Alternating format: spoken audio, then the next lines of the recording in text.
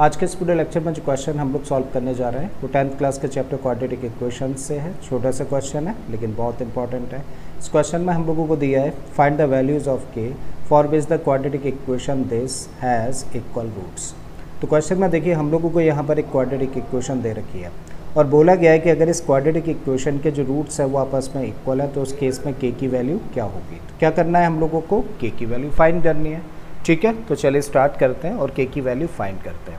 अब जो क्वेश्चन में हम लोगों को इक्वेशन दे रखी है, सबसे पहले तो हम लोग क्या करें, इस इक्वेशन को कंपेयर करें क्वाड्रेटिक इक्वेशन की स्टैंडर्ड फॉर्म यानी कि ax² plus bx plus c equal to 0 के साथ में। तो जब हम लोग इन दोनों इक्वेशंस को कंपेयर करें तो हम लोग क्या देख पा रहे हैं, यहाँ पे इस इक्वेशन में a क्या है, देखो a का मतलब होता है x² का कोफिशिएंट, जो कि यहाँ पर x² का कोफिशिएंट क्या देख पा रहे हैं हम लोग, a equal to 3k plus 1। तो ये है a की वैल्यू।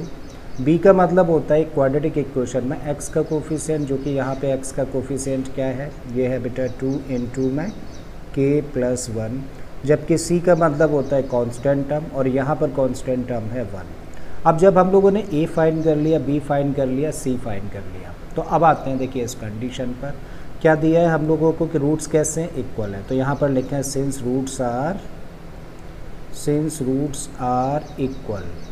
और जब रूट्स इक्वल है तो इक्वल रूट्स की कंडीशन क्या होती है, तब इक्वल रूट्स की कंडीशन होती है कि डिस्क्रिमिनेंट यानी कि d किसके इक्वल होगा, 0 के इक्वल होगा। और d कैसे कैलकुलेट किया जाता है, b² में से 4ac को माइनस करके, सो दिस इक्वल टू 0। या फिर हम लोग क्या कह सकते हैं कि b² को तो इसी साइड में रखा और इसको ट्रांसपोज कर दें तो b² इक्वल टू क्या है, 4ac के इक्वल होगा। ठीक है, अब हम लोगों के पास में b की वैल्यू है, a की वैल्यू है और c की वैल्यू है। क्या कर रहे हैं, इस कंडीशन में वो वैल्यूज़ पुट कर देते हैं। तो b की जगह पर हम लोग रख रहे हैं क्या, 2 इंटू में क्या है k प्लस 1 और b का स्क्वायर है तो देखो इसको ब्रैकेट में रखो और इसका होल स्क्वायर लगाओ।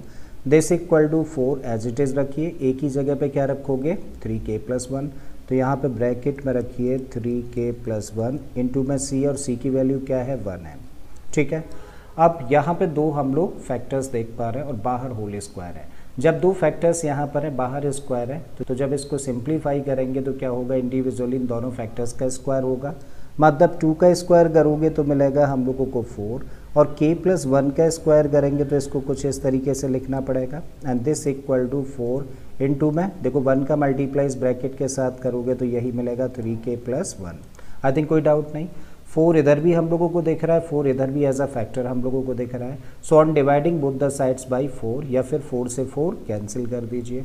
अब यहाँ पे क्या देख पा रहे हैं हम लोग, k प्लस 1 का whole square, looking like a plus B का होल स्क्वायर, और a प्लस बी का होल स्क्वायर होता है a² plus b² plus 2ab। Expand कर देते हैं तो इसको लिखा जा सकता है k² plus 1 plus 2k, and this equal to इस साइड में क्या है, इस साइड में है 3k plus 1 as it is हम लोगों ने रखा।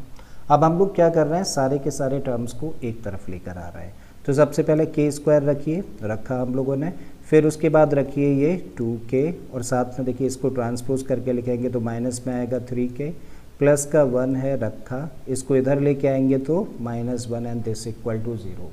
1 से 1 कैंसिल हो गया क्योंकि एक पॉजिटिव है और एक नेगेटिव है। फिर से लिखें इसको तो k², अब यहाँ पे 2k माइनस 3k है तो 2k माइनस 3k क्या लिखा जा सकता है, -k and this equal to 0। अब यहाँ पे देखिए दो टर्म्स हैं, क्या इन दो टर्म्स में कोई चीज़ कॉमन है, यस बिल्कुल k कॉमन है, ले लीजिए k कॉमन, तो क्या बचेगा k माइनस का 1 and this equal to 0। Now the product of two expressions is 0, तो इसका मतलब क्या है कि कम से कम दोनों में से एक 0 होना चाहिए। तब हम लोग कह सकते हैं कि भाई या तो k की वैल्यू 0 के इक्वल होगी या फिर k माइनस 1 की वैल्यू 0 के इक्वल होगी। तो यहाँ से तो देखिए k की वैल्यू निकल आती है, k इक्वल टू 0, और जब k माइनस 1 इक्वल टू 0 है तो इस केस में k कितना होगा के लिए क्या करें, इस -1 को ट्रांसपोज कर दें तो k की वैल्यू क्या निकल आती है, 1 निकल आती है। इस तरीके से k के लिए दो वैल्यूज़ हम लोगों को मिली, पहली क्या है 0 और दूसरी क्या है 1, और यही हो जाता है इस क्वेश्चन का आंसर। ठीक है, तो मुझे उम्मीद है स्टूडेंट्स कि आप लोगों को ये क्वेश्चन अच्छे से समझ आ गया होगा। अगर ऐसा है तो प्लीज़ वीडियो को लाइक कर दें, चैनल को सब्सक्राइब करना है, और बाकी के इसी तरीके के क्वेश्चंस के लिए प्लेलिस्ट में चले जाइए। ऑलरेडी इस तरीके के बहुत सारे क्वेश्चंस मैंने अपलोड किए हैं। मैं फिर से आता हूँ एक नए क्वेश्चन, एक नए कॉन्सेप्ट के साथ में। Till then keep learning and thank you for watching this video.